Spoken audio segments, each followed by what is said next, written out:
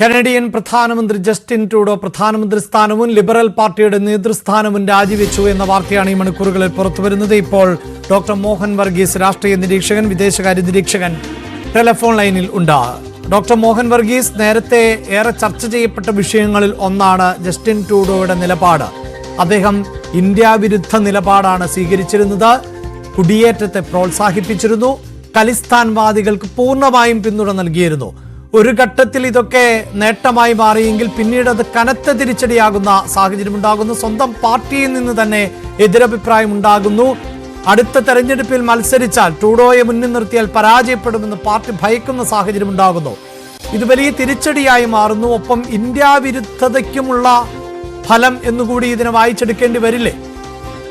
അഭിലാഷ്, താൽക്കാലിക ലാഭത്തിന് വേണ്ടി ജസ്റ്റിൻ ട്രൂഡോ നടത്തിയ ചില നീക്കങ്ങൾ ആത്യന്തികമായി അദ്ദേഹത്തിന്റെ തന്നെ രാഷ്ട്രീയ ഭാവി ഏതാണ്ട് അവസാനിപ്പിക്കുകയാണ്. അത് ഇന്ത്യ വിരുദ്ധത മാത്രമല്ല, ഖലിസ്ഥാൻ വാദികൾക്ക് അവിടെ വലിയൊരു താവളം ഒരുക്കി കൊടുക്കുക, ഖലിസ്ഥാൻ വാദികളുടെ നാഷണൽ ഡെമോക്രാറ്റിക് പാർട്ടി NDP എന്ന ന്യൂ ഡെമോക്രാറ്റിക് പാർട്ടി, ആ ന്യൂ ഡെമോക്രാറ്റിക് പാർട്ടിക്ക് അദ്ദേഹം ആ പാർട്ടിയുടെ പിന്തുണയോടുകൂടി തന്റെ ഭരണകൂടം നിലനിർത്തുക, അങ്ങനെ ഒരു വലിയ തോതിലുള്ള രാഷ്ട്രീയ മെയ്വഴക്കം കാട്ടി എന്ന് നമുക്ക് പൊതുവെ നിരീക്ഷിക്കാമെങ്കിലും അതെല്ലാം താൽക്കാലിക ലാഭത്തിന് വേണ്ടിയുള്ള നീക്കങ്ങളായിരുന്നു, ആദർശ പോരാട്ടങ്ങളായിരുന്നില്ല എന്ന് പ്രത്യേകമായി ഓർക്കുക. അത് മാത്രമല്ല, ഭാരതവുമായി കൊമ്പ് കോർക്കേണ്ട യാതൊരു ആവശ്യവുമില്ലായിരുന്നു. ഹർദീപ് സിംഗ് നിജ്ജർ വധത്തിന് ഭാരതത്തെ നേരിട്ട് ബന്ധപ്പെടുത്തുന്ന തെളിവുകളൊന്നും തന്നെ ജസ്റ്റിൻ ട്രൂഡോയ്ക്ക് ഹാജരാക്കാനായില്ല. പക്ഷെ തന്റെ പിന്തുണക്കാരായ സിഖ് തീവ്രവാദികളുടെ പാർട്ടിയായ NDPയെ പ്രീതിപ്പെടുത്താൻ വേണ്ടി അദ്ദേഹം നടത്തിയ ജൽപ്പനങ്ങൾ ഭാരത കാനഡ ബന്ധങ്ങളെ എത്രത്തോളം ഉലച്ചു എന്ന് നമുക്ക് കാണാവുന്നതാണ്. അന്നു മുതൽ തന്നെ ജനപ്രീതിയിൽ വളരെ വളരെ ഇടിവ് രേഖപ്പെടുത്തിക്കൊണ്ടിരിക്കുകയായിരുന്നു ക്രമാനുഗതമായി. തന്റെ രാഷ്ട്രീയ കക്ഷിയായ ലിബറൽ പാർട്ടിക്ക് ജസ്റ്റിൻ ട്രൂഡോയുടെ നേതൃത്വം ഒരു ബാധ്യതയായി മാറി. അങ്ങനെ ലിബറൽ പാർട്ടിയുടെ തന്നെ മഹാഭൂരിപക്ഷം ആളുകളും ഒരു നേതൃമാറ്റം എന്ന ആവശ്യം കുറെ കാലമായി ഉന്നയിക്കുകയായിരുന്നു. അത് മാത്രമല്ല, അവസാനം വന്ന അഭിപ്രായ വോട്ടെടുപ്പുകളിൽ ലിബറൽ പാർട്ടി കംപ്ലീറ്റ് പരാജയമാണ് ലിബറൽ പാർട്ടിയെ കാത്തിരിക്കുന്നത് എന്ന ഒരു നിരീക്ഷണവും വന്നു. അങ്ങനെ വന്നപ്പോൾ ഗത്യന്തരമില്ലാതെ 2 രാജികൾ അദ്ദേഹം നൽകുകയാണ്. ലിബറൽ പാർട്ടിയുടെ നേതൃസ്ഥാനത്തു നിന്നും പ്രധാനമന്ത്രി സ്ഥാനത്തു നിന്നും കനേഡിയൻ പ്രധാനമന്ത്രി ജസ്റ്റിൻ ട്രൂഡോ ഇപ്പോൾ ഇത് രാജിവെച്ചിരിക്കുകയാണ്. ഇനി ധനമന്ത്രി ആയിരിക്കും അടുത്ത പ്രധാനമന്ത്രി എന്ന രീതിയിലാണ് കാര്യങ്ങളുടെ ഒരു പോക്ക്. അത് മാത്രമല്ല, അമേരിക്കയുടെ ഏറ്റവും നല്ല ചങ്ങാതിയായിരുന്നു കാനഡ.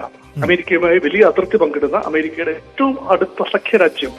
ആ രാജ്യത്തിന്റെ ഒരു ദുർഗതി, കാനഡയുടെ ദുർഗതി കണ്ടുകൊണ്ട് ഡൊണാൾഡ് ട്രംപ്, നിയുക്ത അമേരിക്കൻ പ്രസിഡന്റ് ഡൊണാൾഡ് ട്രംപ് പോലും പറഞ്ഞു, ഭംഗ്യാന്തരേണ പറഞ്ഞു വെച്ചു, നിങ്ങൾക്ക് നന്നായി ഭരിക്കാൻ അറിയില്ല എങ്കിൽ വേണമെങ്കിൽ ഞങ്ങളുടെ 51ാം സംസ്ഥാനമായി വേണമെങ്കിൽ കാനഡയെ കരുതിക്കൊള്ളാം എന്ന് വരെ പറയേണ്ടത് കേൾക്കേണ്ടി വന്ന ഹതഭാഗ്യനായ പ്രധാനമന്ത്രിയാണ് ജസ്റ്റിൻ ട്രൂഡോ. വളരെ നന്ദി ഡോക്ടർ മോഹൻ വർഗീസ്. അദ്ദേഹം സൂചിപ്പിച്ചതുപോലെ ഈ ട്രൂഡോയുടെ നയങ്ങളെ പരസ്യമായി വിമർശിച്ചുകൊണ്ട് ധനമന്ത്രിയായിരുന്ന ക്രിസ്റ്റിയ ഫ്രീലാൻഡ് രാജിവെച്ച സാഹചര്യം കൂടി ഈ ഘട്ടത്തിൽ ചേർത്ത് വെക്കേണ്ടതുണ്ട്. ഡോക്ടർ PJ വിൻസെന്റ് ചേരുന്നുണ്ട്, വിദേശകാര്യ നിരീക്ഷകൻ. ശ്രീ PJ വിൻസെന്റ്, ഇവിടെ നിരവധിയായ വിഷയങ്ങൾ, അതായത് കാനഡ എന്ന രാജ്യത്തെ ബാധിക്കുന്ന നിരവധിയായ വിഷയങ്ങൾ ഉണ്ടായിരുന്നു. അതിലേറ്റവും പ്രധാനപ്പെട്ടത് പണപ്പെരുപ്പമായിരുന്നു. അവിടെ പ്രോപ്പർട്ടികൾക്ക്, പ്രത്യേകിച്ച് വീടുകൾക്ക് വലിയ തോതിൽ വില വർദ്ധിക്കുന്ന സാഹചര്യം ഉണ്ടായിരുന്നു. വാടക കുത്തനെ ഉയർന്ന സാഹചര്യം ഉണ്ടാകുന്നു. ഇതെല്ലാം ആ രാജ്യത്തെ ജനങ്ങളിൽ തന്നെ ഒരു എതിരഭിപ്രായം ട്രൂഡോയ്ക്ക് നേരെ ഉയർത്തിയിരുന്നു. ഇതിന് പിന്നാലെയാണ് ഈ കുടിയേറ്റക്കാരെ അമിതമായി പ്രോത്സാഹിപ്പിക്കുന്ന സമീപനം ഉണ്ടാകുന്നത്. തെളിവുകൾ ഇല്ലാതിരുന്നിട്ട് പോലും ഖലിസ്ഥാൻ വിഷയത്തിൽ ഇന്ത്യയെ കടന്നാക്രമിക്കുകയാണ് ചെയ്തത് ജസ്റ്റിൻ ട്രൂഡോ. ഇതിന്റെ എല്ലാം ആകത്തുകയാണോ ഇപ്പോഴത്തെ ഈ അധികാരമൊഴിയൽ എന്നതിൽ നിന്ന് മനസ്സിലാക്കേണ്ടത്? ഒക്കെ അദ്ദേഹത്തിന്റെ രാജിയിലേക്ക് നയിച്ച വിവിധ ഘടകങ്ങളിൽ ഒന്നാണ്. അതിൽ അന്താരാഷ്ട്ര തലത്തിൽ കാനഡ ഇന്ത്യ സംഘർഷം യഥാർത്ഥത്തില് കാനഡയുടെ മുഖം വികൃതമാക്കി എന്ന് തന്നെ പറയേണ്ടി വരും. ലിബറൽ പാർട്ടിയുടെ നേതാവാണ് അദ്ദേഹം. 2013 മുതൽ ലിബറൽ പാർട്ടിയിൽ അദ്ദേഹത്തിന് അസാമാന്യമായ സ്വാധീനം ഉണ്ടായിരുന്നു. ചോദ്യം ചെയ്യപ്പെടാത്ത നേതാവ് എന്ന ഒരു ഇമേജ് ആണ് തുടക്കത്തിൽ ജസ്റ്റിൻ ട്രൂഡോ ഉണ്ടാക്കിയത്. മാത്രവുമല്ല, വളരെ സാധാരണക്കാരായി പെരുമാറുകയും ആളുകളുടെ ഇടയിൽ വളരെ സാധാരണക്കാരായി ഇടപെടുകയും ചെയ്യുന്ന ഒരു നേതാവ് എന്ന ഇമേജ് അദ്ദേഹത്തിന് വലിയ ഗുണം ചെയ്തു. എന്നാൽ പിന്നീട് അങ്ങോട്ട് അദ്ദേഹത്തിന്റെ വിദേശ നയത്തിൽ പാളിച്ചയുണ്ടാക്കി. അതിൽ ഏറ്റവും പ്രധാനപ്പെട്ടത് അദ്ദേഹത്തിന്റെ കുടിയേറ്റ നയമായിരുന്നു. 5 ലക്ഷം ആളുകളെ വർഷം തോറും 2025 വരെ അവിടേക്ക് സ്വീകരിക്കും എന്ന് അദ്ദേഹം പ്രഖ്യാപിക്കുകയുണ്ടായി. ഇത് പൊതുവിൽ അമേരിക്കയിലും അതുപോലെ യൂറോപ്പിലും അനധികൃതമായ കുടിയേറ്റവും അതോടൊപ്പം നിയമവിധേയമായി നടത്തുന്ന കുടിയേറ്റവും സൃഷ്ടിക്കുന്ന പ്രതിസന്ധിയെ സംബന്ധിച്ച് യൂറോപ്പിലും അമേരിക്കയിലും ഒക്കെ വളരെ നെഗറ്റീവായിട്ടുള്ള ചർച്ചകൾ നടക്കുന്ന ഒരു ഘട്ടത്തിലാണ് ജസ്റ്റിൻ ട്രൂഡോ ഇങ്ങനെ ഒരു നയപ്രഖ്യാപനം ഉണ്ടായത്. അത് ആഭ്യന്തര രംഗത്ത് അദ്ദേഹത്തിന്റെ ഇമേജ് മോശമാക്കുവാൻ കാരണമായി. അതോടൊപ്പമാണ് താങ്കൾ നേരത്തെ സൂചിപ്പിച്ചതുപോലെ പണപ്പെരുപ്പം, അതുപോലെ കുടുംബ ബജറ്റ് വലിയ രൂപത്തിൽ ഉയർന്നത്, സാമ്പത്തിക രംഗത്ത് ഉദ്ദേശിച്ച വളർച്ച ഉണ്ടാവാത്ത സാഹചര്യം തുടങ്ങി നിരവധി ഘടകങ്ങൾ ഉണ്ടായി. ഇതിന്റെ തുടർച്ചയിലാണ് കാനഡയുമായി വളരെ അടുത്ത ബന്ധം പുലർത്തിയിരുന്ന ഒരു വ്യാപാര പങ്കാളി കൂടിയാണ് ഇന്ത്യയുടെ സാമ്പത്തികമായ ശാക്തീകരണം അന്താരാഷ്ട്ര വ്യാപാര രംഗത്ത് ഒഴിച്ചുകൂടാൻ പറ്റാത്ത ഒരു സാമ്പത്തിക ശക്തിയായി ഇന്ത്യയെ മാറ്റിയിട്ടുണ്ട്.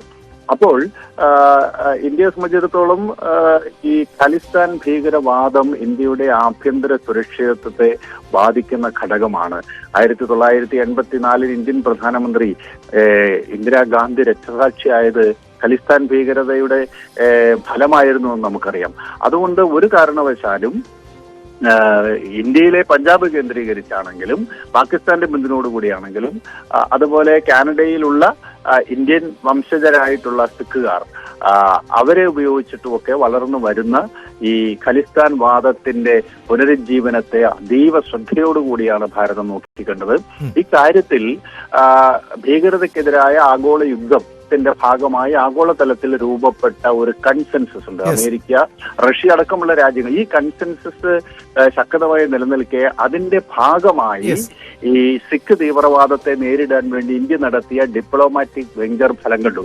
അതുകൊണ്ട് തന്നെ അവിടെ താങ്കൾ ഈ ഖലിസ്ഥാൻ വാദത്തെ കുറിച്ച് പറയുമ്പോൾ ഇപ്പോൾ ഏറ്റവും ഒടുവിൽ കാനഡയിൽ നിന്നുള്ള റിപ്പോർട്ടുകൾ അനുസരിച്ച് അവിടേക്ക് പിന്നീടുള്ള ഇന്ത്യൻ കുടിയേറ്റം അല്ലെങ്കിൽ ഇന്ത്യൻ വിദ്യാർത്ഥികളാണല്ലോ കാനഡയിൽ അധികമായി പോകുന്നത്. അതിൽ തന്നെ കേരളത്തിൽ നിന്ന് നമ്മുടെയൊക്കെ പരിസരങ്ങളിൽ നിന്ന് എത്രയോ കുട്ടികൾ അവിടെ പോകുന്നുണ്ട്.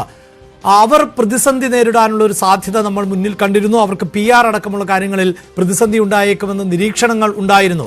ഒരുപക്ഷെ ഇനിയിപ്പോൾ ഭരണത്തിൽ വരുമ്പോൾ അടുത്ത ഒക്ടോബറിൽ തെരഞ്ഞെടുപ്പ് നടക്കുമ്പോൾ ഭരണമാറ്റം ഉണ്ടാകുമോ എന്നൊന്നും ഉറപ്പിക്കാനാവില്ല. പക്ഷെ സർവേ ഫലങ്ങളും എതിരാണ്. അപ്പോൾ ഇതൊരു പരിധിവരെ ഇന്ത്യൻ വിദ്യാർത്ഥികൾക്ക് ആശ്വാസമാകുന്നു എന്ന് നിരീക്ഷിച്ചാൽ തെറ്റാകുമോ? ഇന്ത്യൻ വിദ്യാർത്ഥികൾക്ക് ആശ്വാസമാകുക എന്നുള്ളതൊന്നും ഒരു വിഷയമല്ല. കാനഡ അല്ലെങ്കിൽ ഇന്ത്യൻ വിദ്യാർത്ഥികൾ ഓസ്ട്രേലിയയിൽ പോകും, ലോകത്തിന്റെ മറ്റിതര ഭാഗങ്ങളിൽ പോയി പഠിക്കും. കാനഡ മാത്രമല്ല ഒരു കേന്ദ്രം. അപ്പം കാനഡ നമ്മുടെ ഒരു പ്രധാനപ്പെട്ട കേന്ദ്രമാണെന്നുള്ള കാര്യത്തിൽ സംശയമില്ല. പക്ഷേ അവിടെ പോകുന്ന വിദ്യാർത്ഥികൾക്ക് അവിടെ പഠിക്കാൻ ആവശ്യമായ സാഹചര്യവും ഇന്ത്യ എന്ന രാജ്യവുമായി വളരെ അടുത്ത ബന്ധവും ഒക്കെ നിലനിൽക്കുന്നില്ല എങ്കിൽ അവർക്ക് ആൾട്ടർനേറ്റീവ് ഉണ്ട്, ബദലുണ്ട്. അപ്പം ഈ നമ്മുടെ കേരളത്തിലൊക്കെ എല്ലാ ഗ്രാമങ്ങളിലും റിക്രൂട്ട്മെന്റ് ഏജൻസികളുണ്ട്.